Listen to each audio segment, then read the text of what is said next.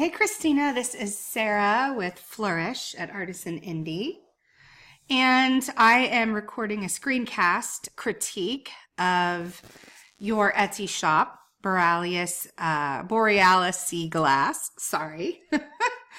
um, I have to say I am looking forward to going through your shop. I am a big fan of rocks and sea glass. I think that's nature's beauty at its finest. So I'm kind of, personally excited to go through your shop. I had critiqued your shop a bit before, but it did not upload properly. So let's cross our fingers that this time it takes. So let's go ahead and get started. Basically, I don't know if you've heard my critiques before. They're very similar. Mainly because an Etsy shop only has so many areas that sellers actually have control over. And so I do talk about the same areas over and over again. And I know you're in Flourish, so you possibly have heard my critiques before. Mainly what I tried to do is have you look at your Etsy business, your Etsy shop, as if it were your own storefront.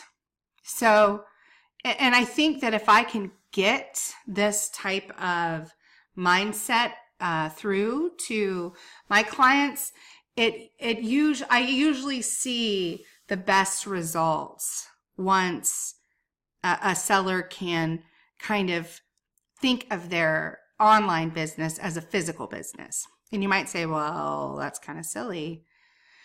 And it is. I mean, they're two different beasts, aren't they? But the principles that make them successful are the same. So when a customer wants to buy something, shopping in general is a very psychological experience. Of course, you have those few people that, they need something, they go out and buy it, and that's it. They walk in, they get what they're looking for, and they leave, right? Those are not the people that really shop on Etsy. Those aren't the people that will be buying jewelry, probably, right? So the people that are your customers or your target audience, those people want an experience. Even if they don't know that they want an experience, they do. They don't just go shopping because they need something. They go for many different reasons. Sometimes people go shopping to relax. Sometimes people go shopping just to be out and about. Sometimes they go shopping for an experience, like to be immersed in sound and lights and colors. Sometimes people just want to know what's new and exciting. So what you want to do is you want to have your target market in mind, your audience in mind. And then you have to kind of think, what kind of experience are they looking for? Okay, so if your target market is somebody who would be interested, obviously, in purchasing natural jewelry and accessories, right? Somebody that might be into pebbles and stones and sea glass, someone that would be attracted to the natural beauty of things. What type of experience can you imagine them wanting? Well, this is what business owners think about when they're starting their own business, their physical business, right? So if you say, you go to the bank and you say, Mr. Banker, I'm a jewelry designer and I love creating jewelry made out of glass, right? Sea glass or natural stone. And I think that there are people out there that really want it, and my designs are beautiful. I need a loan to go open up a business, right? So then the banker's going to say, okay, you're approved for this amount of money, and you need to go set your business up. So you're going to be looking. You're going to be looking in the classified ads for real estate. You're going to be looking for commercial space to rent. You're going to have to weigh where your business should be placed at, because you're going to be looking at traffic. You're going to be looking at, is it in a tourist area? Are you in the right place, the right city, the right town, the right neighborhood? You're going to look at the demographics of the shoppers, right? All these things you're going to be calculating. Well, hopefully you would, to be a successful business. So just because you're an online shop doesn't mean that you don't think about those things. Okay. So I want you to keep that in your mind. When you go to build your business, you're going to need to hire a sign company, right? Someone to build a sign, right? Design a sign for you that's going to go on your storefront, maybe above your door. You're going to need to order graphics, because you're going to need your logo or your business name on your price tags or on your signage or on your window vinyl graphics. You're going to probably, if you have a window, you're going to need to set up a display, a storefront that should probably be somewhat seasonal to attract in people throughout the year. You're going to need to hire employees, and you're going to have them either wear a uniform or a name tag or have some type of dress code probably. You'd probably play a specific kind of music in your store. You may even have a certain scent in your store. You're going to probably paint the walls a certain color, and you'll have your colors of your displays and your signage all set up. So all of those things, it's crazy. Believe me, I was in retail for so long. All those things are actually very time consuming, and a lot of thought gets put into them. But I find that hopefully my dog will, hey, stop. Hopefully the dogs will behave themselves. If they don't, I will pause the critique and promptly put them outside. So, where was I at? I can't remember. Anyway, I find that online businesses don't think of that at all. They, for some reason, just don't think of themselves as real business owners.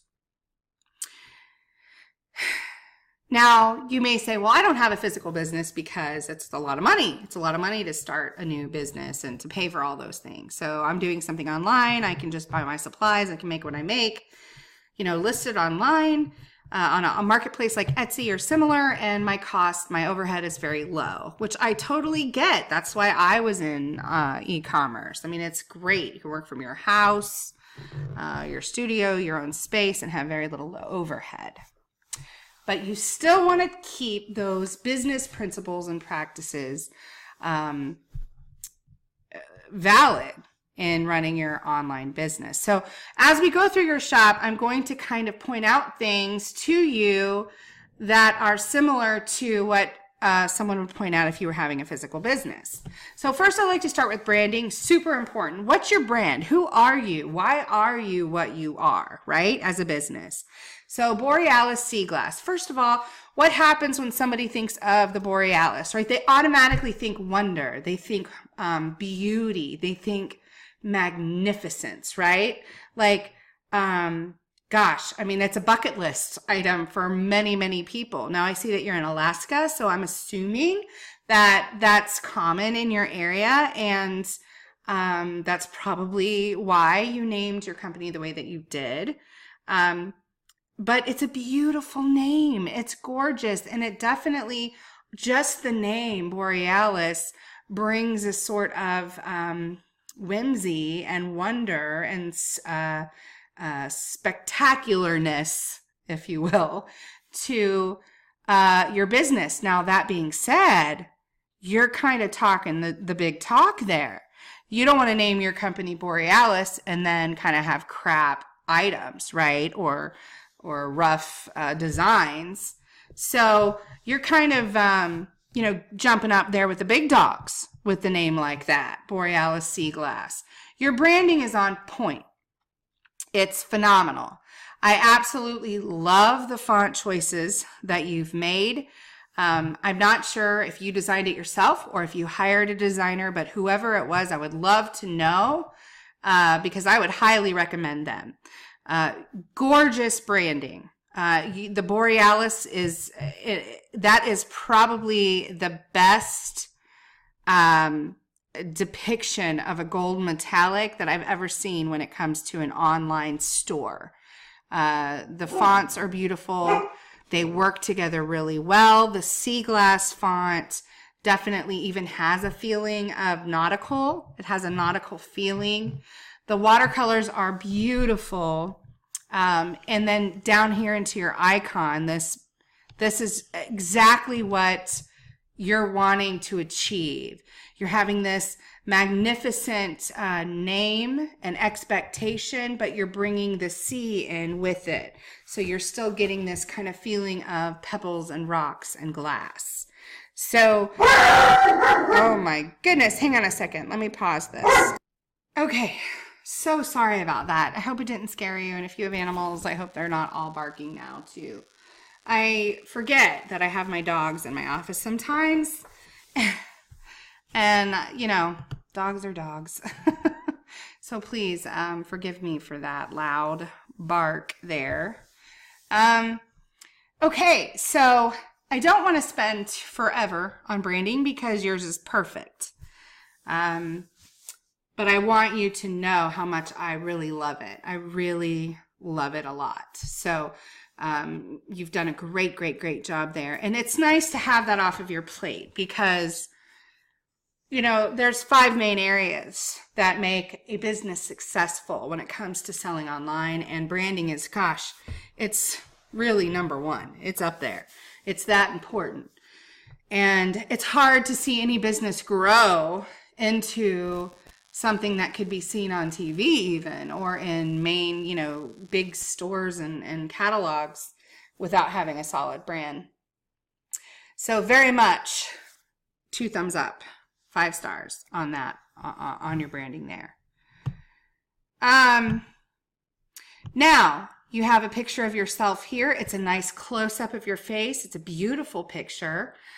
This is a great, I'm really glad that you have this and not like a logo or a cartoon or something else in there, because it's important, because you're a handmade business, that people know you as a designer.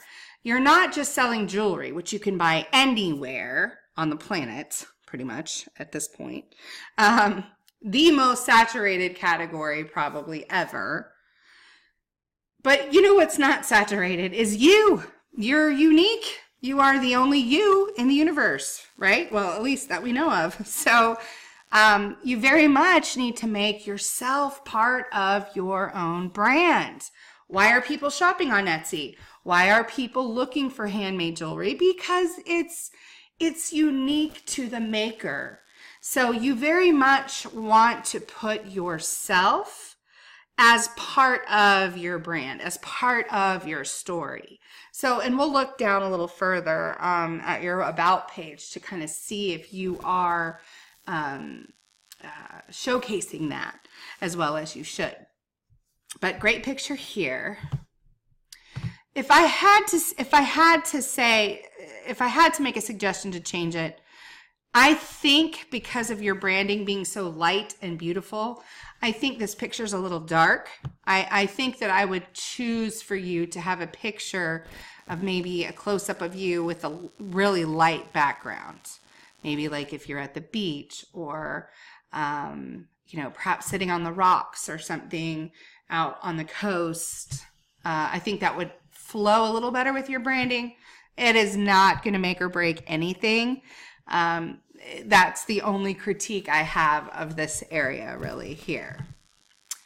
All right, this line underneath your business name, Etsy calls this a tagline. It's actually a very important space. It's one that the Google search algorithm likes very much. They give that line a priority as far as determining where to rank you in their search engine. You obviously know this already. I don't know if you know it because you've seen my critiques, or if because you're in Flourish, or if you've just figured it out on your own.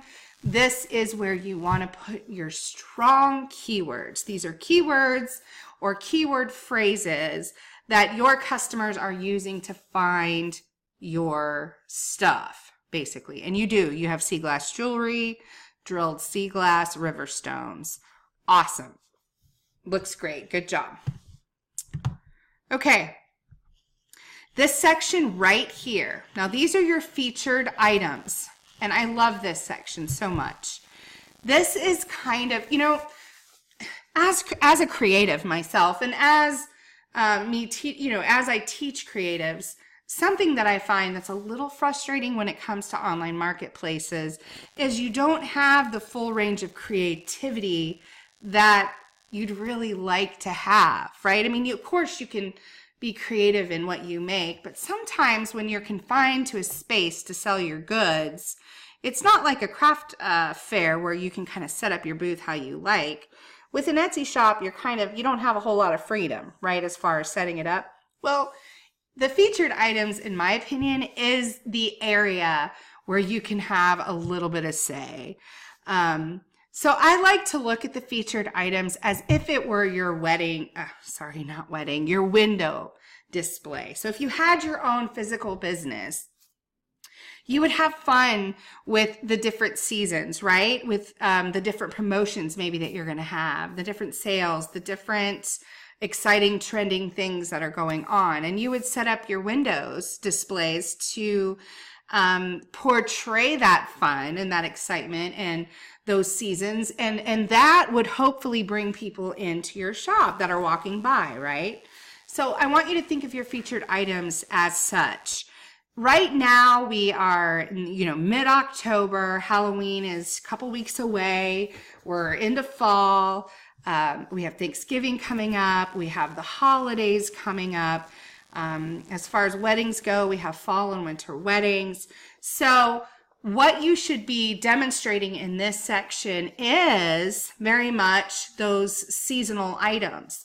So if you make jewelry that's specific to something fall related, if you make something that could be given as a Christmas gift. Now, I'm sure as you make jewelry, anything could be made into a Christmas gift. But if it's specifically attractive as such, as representing a certain holiday or season, this is what you want to showcase up here in the featured items. The same goes for winter or fall weddings. Like, for example, this pearl necklace. If this pearl necklace was maybe in a fall color and you listed it as like bridesmaid necklaces for fall weddings or something, that would be good to put up here. Because a lot of your stuff is natural and, like the mountains, you see the mountains here, you have sea glass and pebbles. I would think that you would want to showcase more of the rustic kind of fall type items versus the summery light kind of items. So I would go through your items and see what maybe you could put there, and maybe you don't have anything real specific, and maybe what you have up here is the best use of your featured items. We'll talk about your pricing in a minute. Okay, right here, the announcement. This space, I go back and forth with thinking it's worthless and then thinking that there are good uses for it. Okay, so basically what you want to do here is you want to put some sort of call to action. So think about something that you want your customers to know or do, right? So this isn't really getting read, this is kind of just basic blah, blah, blah stuff. What you want to put in here is basically one line, if you can, that directs your customers to do something. So perhaps visit our website at www.borealisseaglass.com to join our VIP list and receive 10% off your next purchase, or follow us on Facebook where we have sneak peeks of our future designs or something. So you're directing them to do something, to either join your email list, which you absolutely should be building. And if you're not, please put it on your to-do list. You absolutely need to have an email list that you can promote to year round. It's so important, and it will make you so much more money than what you're doing just on Etsy or what you're doing on your own. Or if you want to build your following on Instagram, let's say, or Pinterest or Facebook, put that information in there. Keep it, kind of, like I said, if you can, to one line. Make it kind of exciting. And no, not everyone will see it, but those that do may do what you're asking them to do. So you want to utilize that space to the best of your ability. Okay, you have 85 items. That's awesome. Awesome, awesome, awesome. My preference is 100 to 200 items, but that's not like a rule. I mean, gosh, you can have a little less, you can have a little more. 85 is good. It's good enough. It's enough for people to take you seriously, and that's important.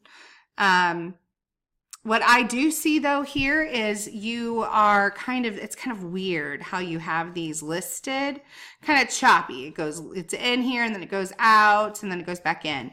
So first of all, other is pointless. I would completely take that out. And other jewelry, again, what that word means, other jewelry or other, it's you demeaning the items in that section.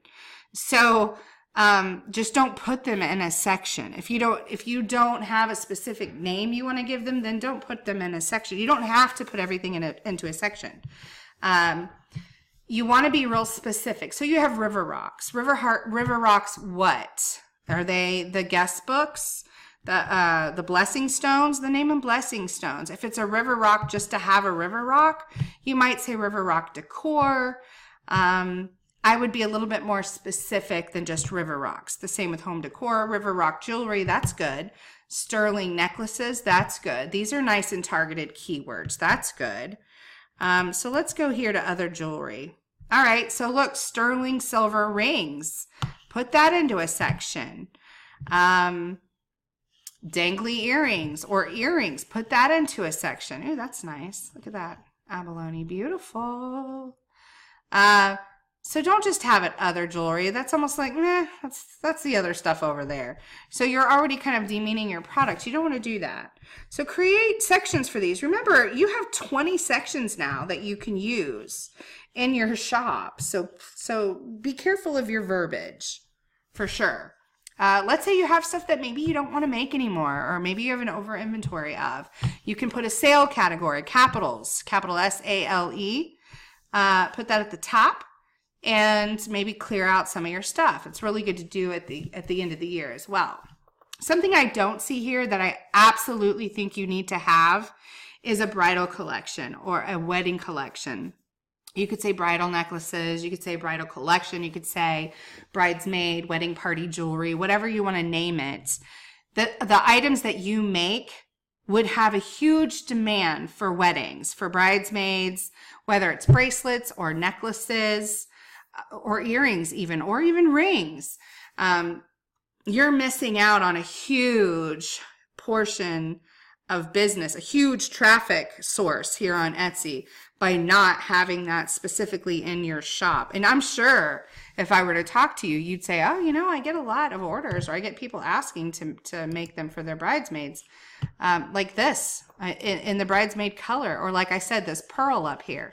Beautiful, perfect. And if you look, and I'm going to go over here to bridesmaid necklaces. What's cool about it is you're not just selling one. You're selling 5, 6, 8, 10, well, not probably 10, depending on how big their bridal party is. Look at that. I just said that pearl necklace was perfect, and look, here somebody has it. So when someone's ordering for their bridesmaids, especially if you could put like a little initial on it, that would even be better. These are the knots, kind of like in your knot rings. If you had something like that, and they give it to them and they say, thanks for being there when we tie the knot, kind of thing. Bridesmaid jewelry is huge on Etsy, as you can see from the 186,000 results. Why aren't you getting a piece of that pie? So you absolutely should. And with your amazing branding, with all the sales that you've had, you should be getting big orders from brides for your stuff. So I absolutely would add that in. That could double, if not triple, your income next year. So you definitely want to add that to your section. It's probably not going to do a lot for you over the next couple of months because we're going into the holiday season and wedding season kind of dies out. But mid-January to mid-August is really when you'll have a strong wedding traffic coming through your shop. I say this because that was my handmade business. I was in the wedding industry. In fact, I was the first person on Etsy to sell these, what you're calling the wedding stones, the blessing stones. I was the very first seller to sell those. I was also the first seller to sell the wishing stones, guest book stones, which I don't see. And see, that also could be in your wedding collection. You could put these and your wedding jewelry in your wedding collection. Great opportunity there. All right, we're going to go down to your About section. Let's check it out. Okay, product pick. Product pick. Product pick. All right, let's talk about it. This is your About section. See, it says A-B-O-U-T, About. This is about you. It's about you and about your business. I want to know who the maker is. I want to see her designing and creating and making her designs and her jewelry. You know, I want to see that. That is the story. That's where the story is. That's where the money is. So when you're making something, when you're creating something, think about it. I don't know if you've ever done a craft fair or craft show or, had any kind of in-person event. If you make stuff while people are walking by, you will get a whole crowd of people, because people who aren't creative love and are fascinated by and are interested in people that can create things. It's art. It is amazing. It's so much fun for people to see how something is made.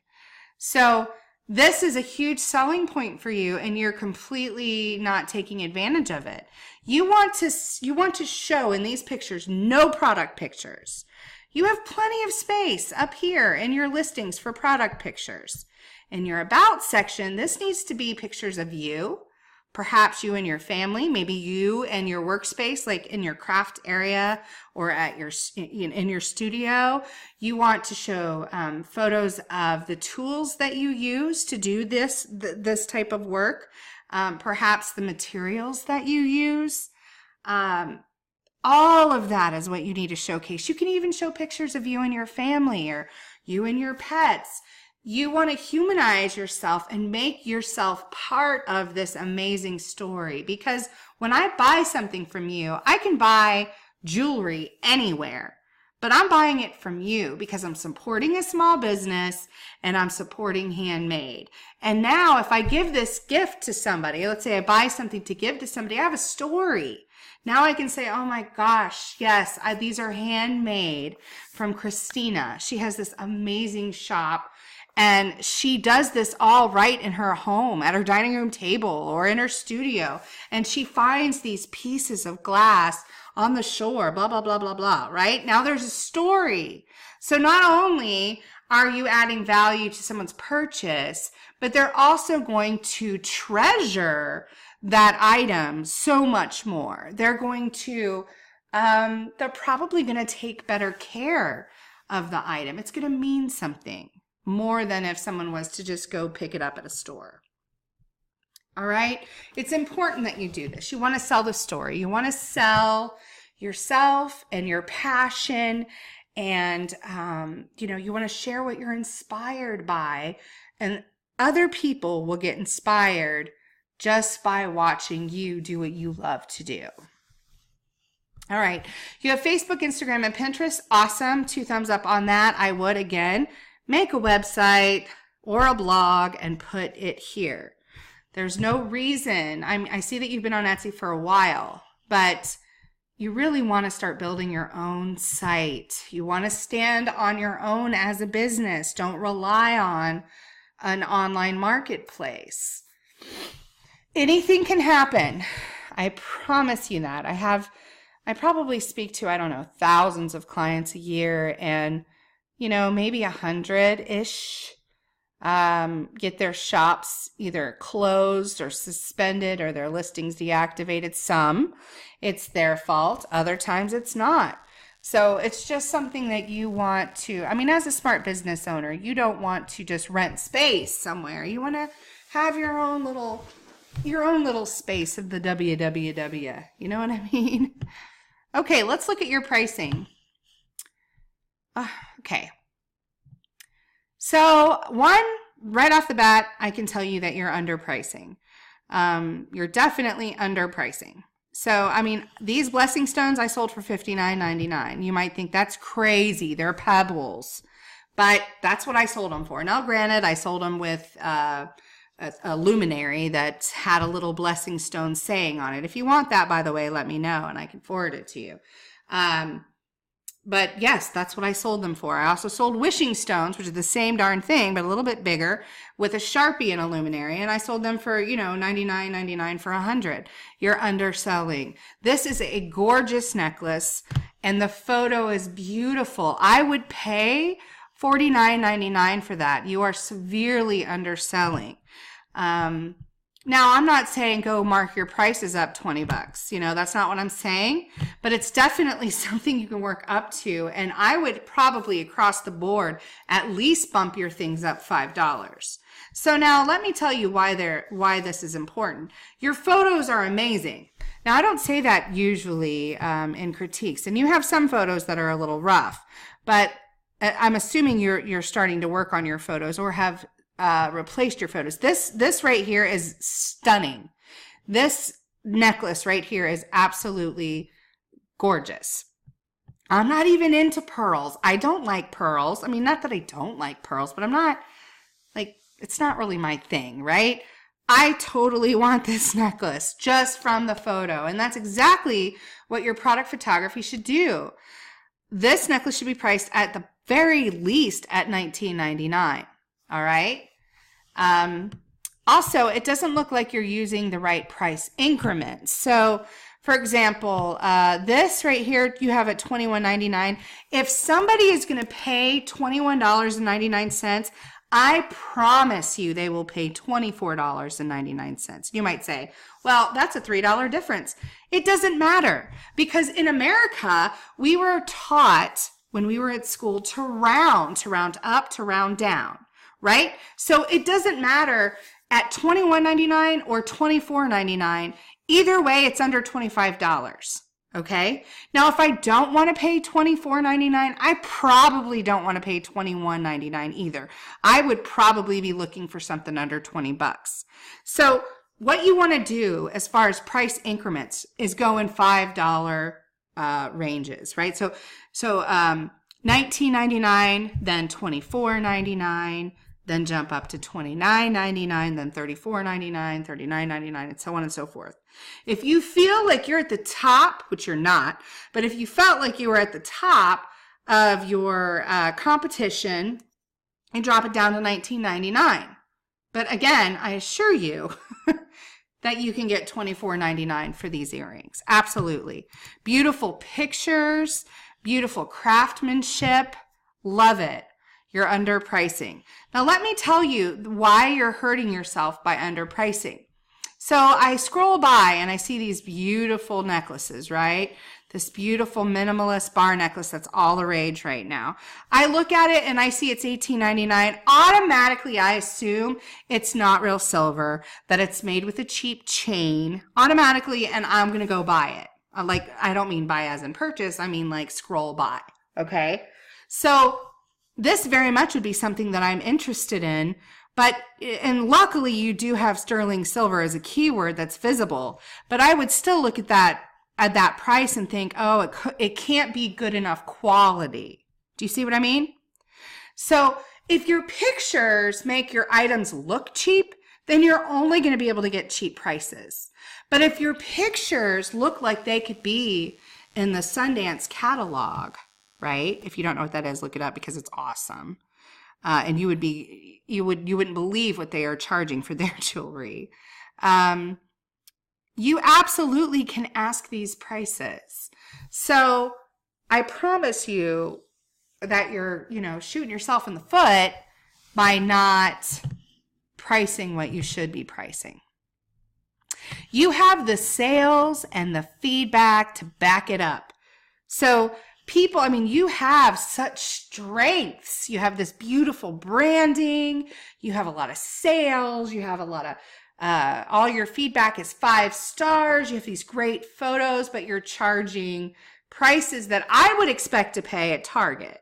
That's unacceptable. You need to raise the bar. Okay? And you're not just hurting yourself. You're hurting your fellow jewelry designers that are stuck because the industry is pricing at department store prices. All right? So work on bumping those up, sister. This $7.99 for a sterling infinity ring, really? At least $9.99. And if it were me, I'd probably charge $12.99 or even $14.99. And if you're higher than everybody else, well, yours is better. You know what I'm saying? So work on that for me, please. Also, again, $18.99, someone will pay $19.99. You're not pricing it at the right increment. So anything from $9.99 to $19.99 pretty much should be priced in twos. Okay, this is psychological pricing. We teach about it in Flourish, so I won't go into big detail. But it's basically $9.99, then $12.99, then $14.99, then $16.99, then that jumps to $19.99. And these are studies that scientists have done on e-commerce buyers and what prices they click on more than others and what prices they actually purchase at more than others. Pineapple jewelry, cute necklace here. This should be $24.99. This needs to be $16.99 or $19.99. See where kind of I'm going with it?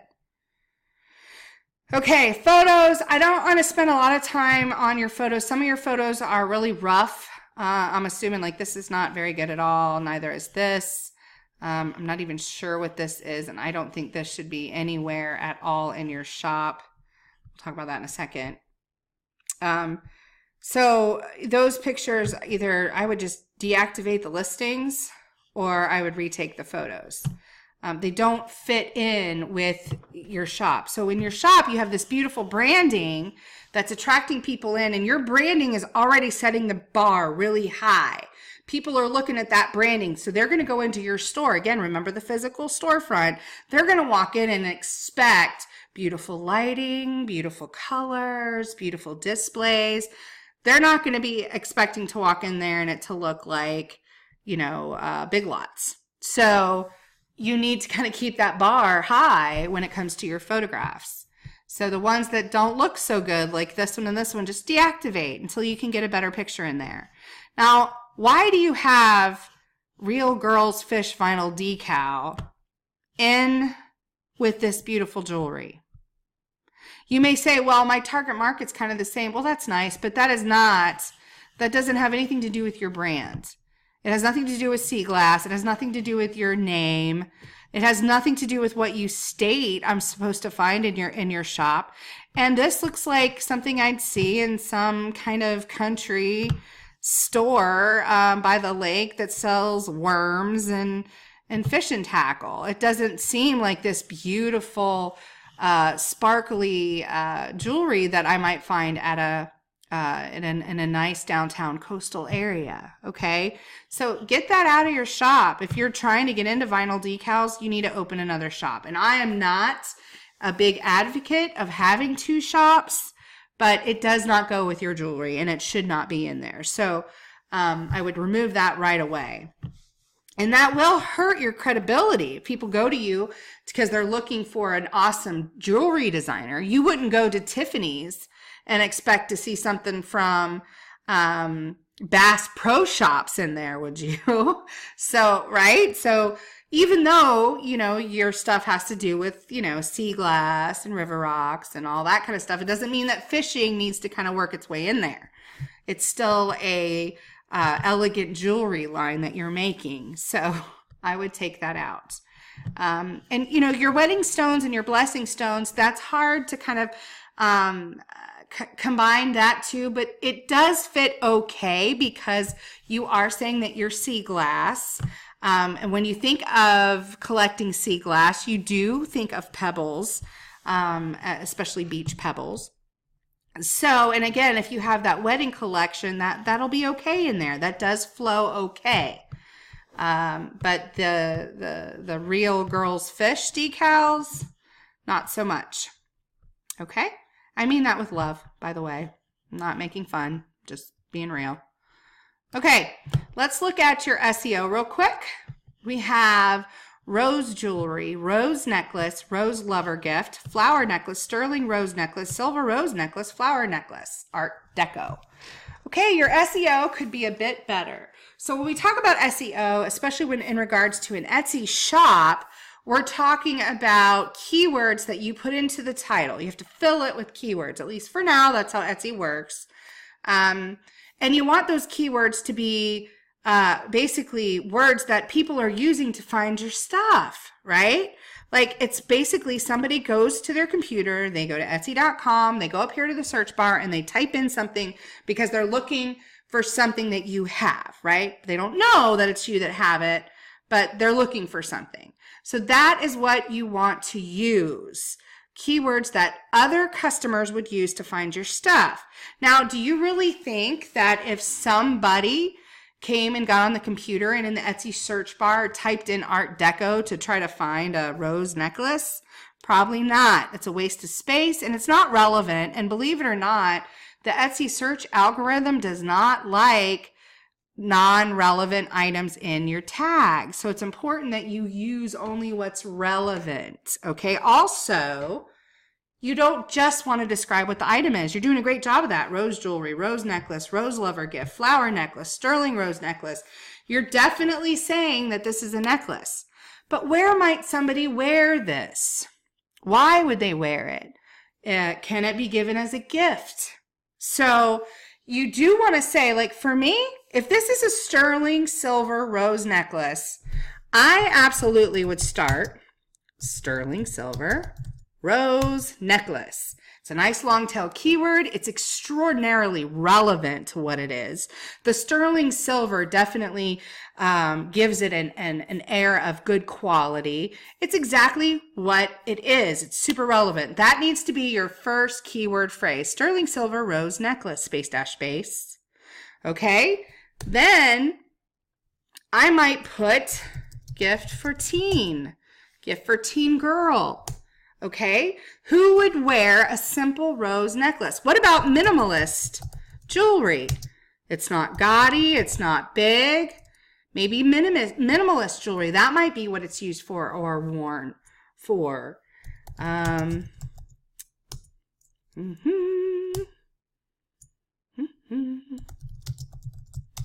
What about a rose charm necklace? Somebody might call it a rose charm necklace. You might want to put that in there. All right. And then, of course, maybe gifts under 20 or stocking stuffer, gifts for her. You want to make sure that you're using the seasonally appropriate keywords as well, because there are people that are going to be looking for gifts for teenagers. They don't know what to buy them, and they see this beautiful, simple sterling silver rose necklace. They're going to be all over that. Okay. But you also want to have the relevant keywords explaining what it is. When you're done formatting your title filled with those good keywords, you want to also put those keywords down into your tags. Super important that you do that. Okay? And the reason why you want to do that is because that is going to help strengthen your SEO. Having the same keywords in your title down in your tags will help strengthen your SEO. Okay? Also, of course, any time that you can sprinkle your keywords throughout your copy, that could also help you. Now let's talk about your copy here. It looks a little light, and that's okay. You don't have to have a ton of copy. In fact, I prefer that you don't have a ton of copy, but you do want to have at least 2 to 3 paragraphs. The first explaining using all like the yummy words, I like to say, like the flowery, descriptive, selling words. Okay, so you have this perfect little Art Deco rose. You know, why is it Art Deco? It does not look Art Deco to me, just saying. But you have this perfect little Art Deco rose would go perfect with t-shirt and jeans, or dress it up by layering with other necklaces. That's quite a boring statement. And again, I mean this with love. you want to have something a little bit more flowery than that. You might say, well, I'm not really a flowery person and I don't really talk about my stuff that way.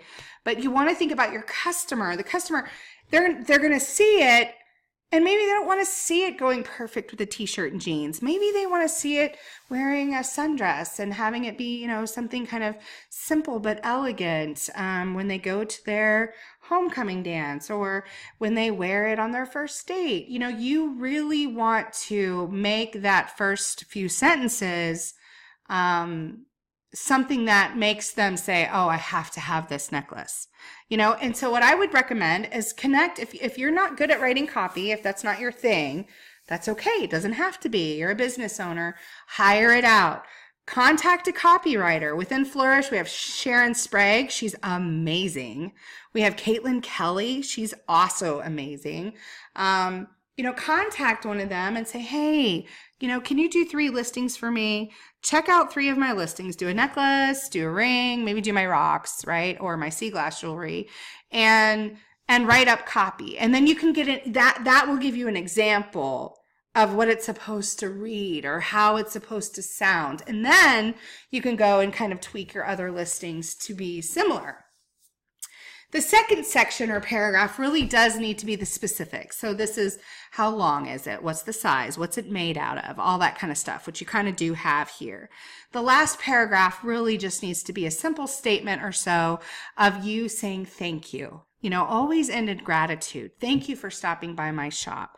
Thank you so much for looking at my creations. If you have any questions, let me know. If you'd like to see our other necklaces, please click this link and check out our other silver necklaces or whatever. And you interlink. That means copying the URL to that other section down into your copy. So that way you're helping the buyer stay in your shop and stay looking around, instead of them just jumping out and going into your competitor's shop.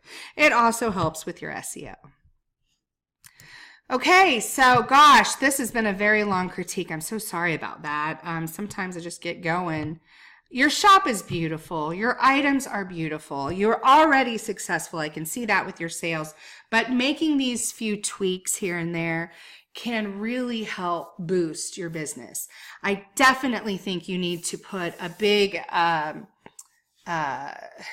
emphasis on doing wedding related jewelry and items. I think that will give your business a huge boost and drive a whole lot more traffic into your shop. I do think you need to work on your SEO a little bit. You do have the formatting right, but you want to make sure and use the Etsy search bar. I mean, gosh, it's such a great tool.